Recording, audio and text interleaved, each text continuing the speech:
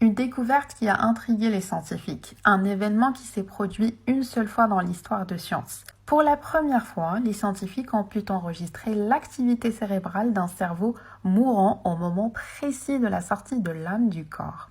Une découverte scientifique énorme. Est-ce que le Coran en a parlé des siècles avant? Que dit la science moderne sur ce phénomène? Et comment est-ce que ceux qui renient l'existence du Créateur réagiront face à cette découverte scientifique? Pour la première fois dans l'université américaine Louisville, les scientifiques enregistrent l'activité cérébrale d'un patient qui avait eu une crise d'épilepsie. Et au moment des enregistrements, le patient a eu une crise cardiaque et est décédé. Cet événement inattendu a permis aux scientifiques d'enregistrer pour la première fois l'activité d'un cerveau humain mourant.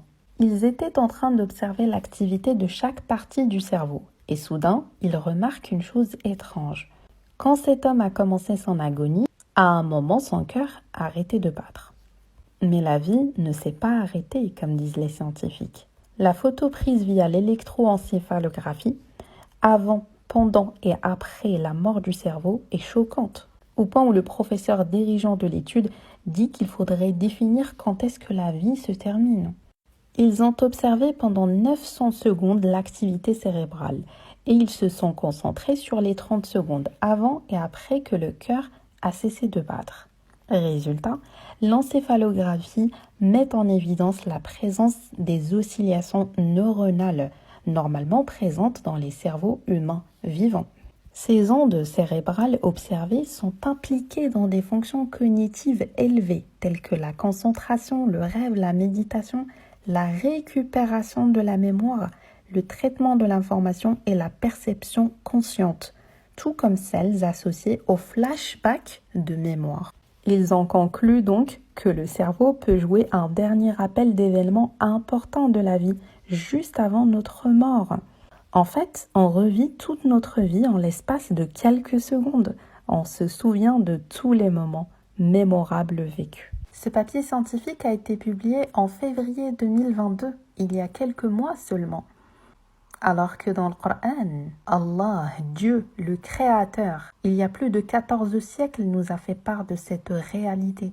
Dieu dit dans Surat An-Nazi'at, les anges qui arrachent les âmes. Yawma yatadhakkaru l'insanu ma sa'a. Le jour où l'homme se souviendra de tout ce qu'il aura fait. Subhanallah, Allahu Akbar.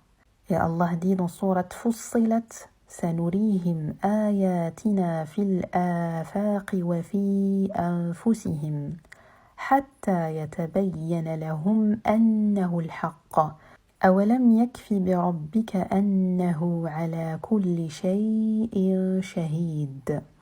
Nous leur montrerons nos signes dans l'univers et en eux-mêmes jusqu'à ce qu'il leur devienne évident que cela, c'est-à-dire le Coran, est la vérité. Ne suffit-il pas que ton Seigneur soit témoin de toutes choses?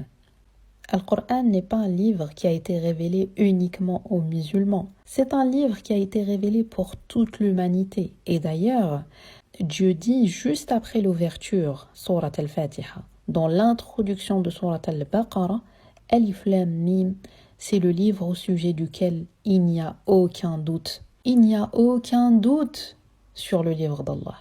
Et seuls ceux dotés d'intelligence ne peuvent fermer leurs yeux sur cette vérité. Wassalamu alaikum wa rahmatullah wa barakatuh.